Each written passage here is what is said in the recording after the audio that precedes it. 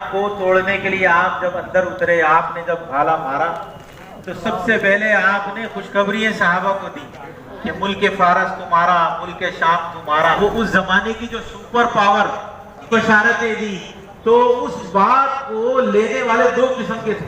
ایک اس جگہ پر منافقین کا مجمع تھا، انہوں نے کہا دیکھو یہ کیسی بہکی بہکی باتیں کر رہے ہیں، لڑنے کی طاقت نہیں ہے، اپنے کو بچانے کے لیے گڑھا کھود رہے ہیں اور کہہ رہے ہیں کہ ملک تمہارا ہونے والا ہے، ملک شام تمہارا، فارس تمہارا، یہ عجیب باتیں کر رہے ہیں۔ اور دوسرے صحابہ لینے والے تھے وہ بات کو، صحابہ کو یہ بات پکی تھی، آخر تک صحابہ اسی بات کو لے کے چلے، نہ مال کی بنیاد پر، نہ طاقت کی بنیاد، صرف ایک بنیاد پر صحابہ آخر تک چلے کہ اللہ کے نبی نے حکم دیا یہ ملک ہمارا ہے، یہ ہمارا ہونے والا ہے۔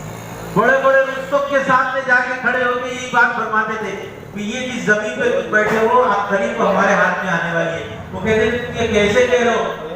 اس لیے کہہ رہے ہیں کہ ہمارے نبی نے بتایا۔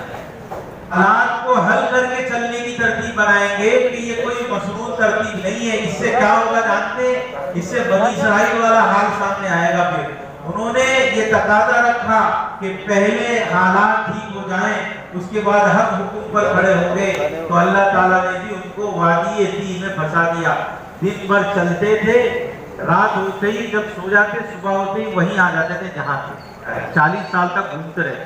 ہماری زندگی بھی ایسے ہی گھوم رہی ہے، اللہ کے دین کے تقاضوں کو ہم پیچھے کر رہے ہیں، تو جیسے بنی اسرائیل میدان تیہ میں گھوم رہے تھے، ہم اپنی دنیا میں بھی گھوم رہے ہیں۔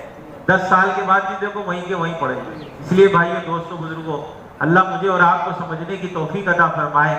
ہم سب ساتھی دوستو بزرگوں، اللہ کو سامنے رکھ کر، اللہ کی ذات پر نظر رکھ کر، بات یاد رکھنا کہ دین کا کام نہ پیسے سے ہوگا، اللہ کے دین کا کام نہ عہدوں سے ہوگا، نہ صلاحیتوں سے ہوگا۔